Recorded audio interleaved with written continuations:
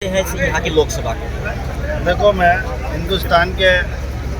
बहुत सारे स्टेटों में जाके आया हूँ और जिस तरह से माननीय प्रधानमंत्री नरेंद्र मोदी जी का जो 10 साल का कार्यकाल देखकर और उनके ऐसे निर्णय को और राष्ट्र निर्माण और राष्ट्र हित का जो उनकी कार्य योजना को देखकर और उनके कार्य जिस तरह से 10 साल में किया है, कोई भी मंत्री कोई भ्रष्टाचार में नहीं है और इस विकसित भारत का सपना लिए हुए रात दिन अपनी ज़िंदगी को वो 2-3-4 घंटे सोने वाले आदमी केवल 140 करोड़ लोगों के लिए समर्पित है और अन्य पार्टियां केवल अपने परिवारवाद पे और वंशवाद पे टिकी हुई है। इसलिए आम जनमानस सभी वर्गों की भावना है प्रधानमंत्री जी को तीसरी बार प्रधानमंत्री बनाएंगे। कांग्रेस पार्टी का ये कहना है कि यहाँ पर हरियाणा की बात की जाए तो बार बार से जो मंत्री हैं, मुख्यमंत्री हैं, उनको बुलाया जा रहा है क्योंकि यहाँ की जनता है वो चाहती है विकास। यहाँ पर 10 सालों से कोई विकास कार्य नहीं हुआ।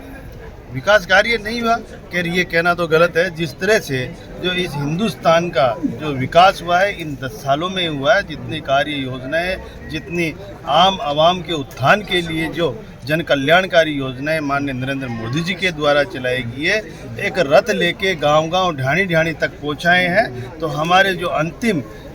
कड़ी में खड़ा व्यक्ति है उस तक लाभ पहुंचाने का काम किया तो भारतीय जनता पार्टी की सरकार ने किया। भारतीय जनता पार्टी के मुद्दे क्या हैं चुनाव में? भारतीय जनता पार्टी का मुद्दा नहीं, राष्ट्र हित, राष्ट्र निर्माण की नीति बनाकर इस विकसित भारत के सपने को साकार करने का। भारतीय जनता पार्टी, भारतीय जनता पार्टी माता की, भारतीय जनता पार्टी। आज हिसार में ऐसे चुनावी सभा में हमारे बीच में विराजमान हमारे अनुसूचित जाति के राष्ट्रीय अध्यक्ष, जिन्होंने इस ऐसी मोर्चा की हिंदुस्तान में पहचान बनाई और इनकी कार्यविधि से हर राज्य में जाकर और हमारे अनुसूचित जाति के लोगों को जागृत करने का एवं उनको आगे बढ़ने का एवं हमारे यशस्वी विराजमान मेरे पिता तुल्य बुजुर्ग, मेरे युवा दोस्तों और इस मातृ शक्ति को प्रणाम करता हूं। जैसा कि आज इस चुनावी सभा में हमारे प्रत्याशी रणजीत सिंह जी, जिनको दोबारा यहां से प्रत्याशी बनाया है, और इस सभा में हमारा अनुसूचित जाति के लोगों ने भारी समर्थन के लिए आज इस सभा के माध्यम से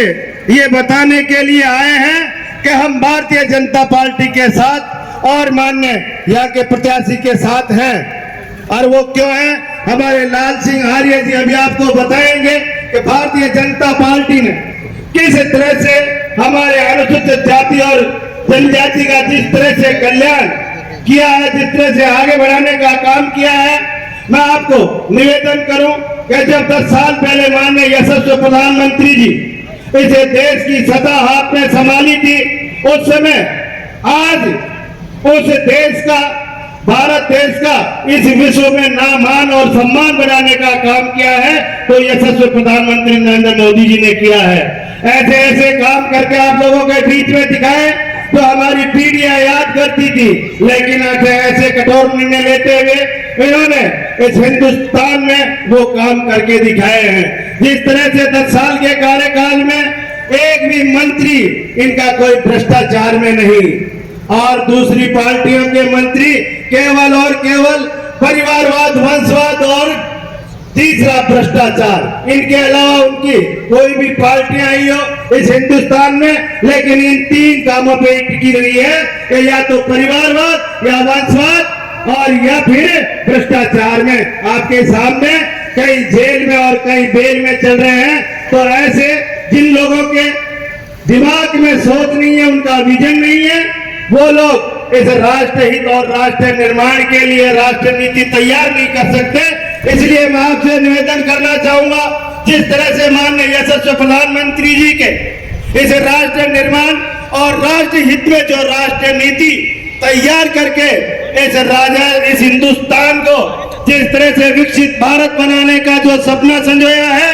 उस सपने को साकार करने के लिए मैं आप लोगों से निवेदन करना चाहूंगा कि सब गांव-गांव, गली-गली घूमकर और माननीय यशस्वी प्रधानमंत्री नरेंद्र मोदी जी के इस सपने को साकार करने के लिए हमें तीसरी बार सम्मान्य हमारे यशस्वी प्रधानमंत्री जी को प्रधानमंत्री बनाने का काम करें, ताकि जिस तरह से हमारे इस अनुसूचित जाति का मान और सम्मान जो माननीय नरेंद्र मोदी जी ने बढ़ाया है, इस भारतीय जनता पार्टी ने हमारी अनुसूचित जाति को आगे रखकर और आगे बढ़ाने का काम किया है, तो हम लोगों का भी यह कर्तव्य है कि हम ऐसा जिससे हमारी समाज का उत्थान हो, और आगे इस उत्थान के लिए हम भारतीय जनता पार्टी के पक्ष में और यहाँ के सम्मान्य प्रत्याशी सम्मान्य रणजीत जी को हम यहाँ से भारी मतों से विजय बनाकर आगे बढ़ाएं, क्योंकि समय बहुत कम है। मैं निश्चित रूप से हमारे राष्ट्रीय अध्यक्ष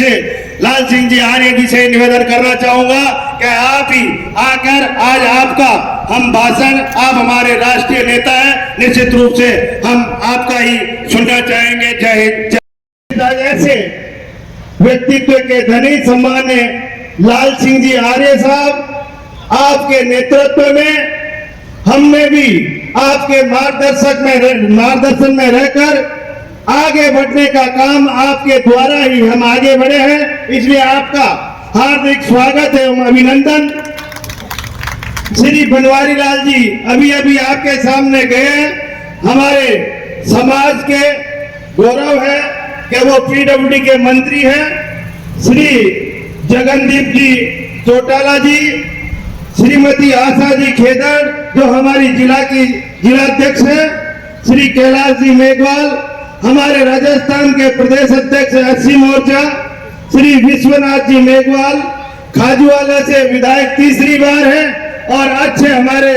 एससी के जाने माने ऐसे यशस्वी नेता श्री सीताराम जी गुलरिया प्रदेश एससी मोर्चा के मंत्री हैं, श्री जोगीराम जी कुड़िया प्रधान संत कबीर शिक्षा के, श्री राजकुमार इंदौरा जी जिलाध्यक्ष एससी मोर्चा, श्री कैप्टन तुलाराम जी देहरान, श्री सत्य प्रकाश जी जोरावत, आप यहाँ से विधायक हैं और एससी मोर्चा के प्रदेश अध्यक्ष, और सामने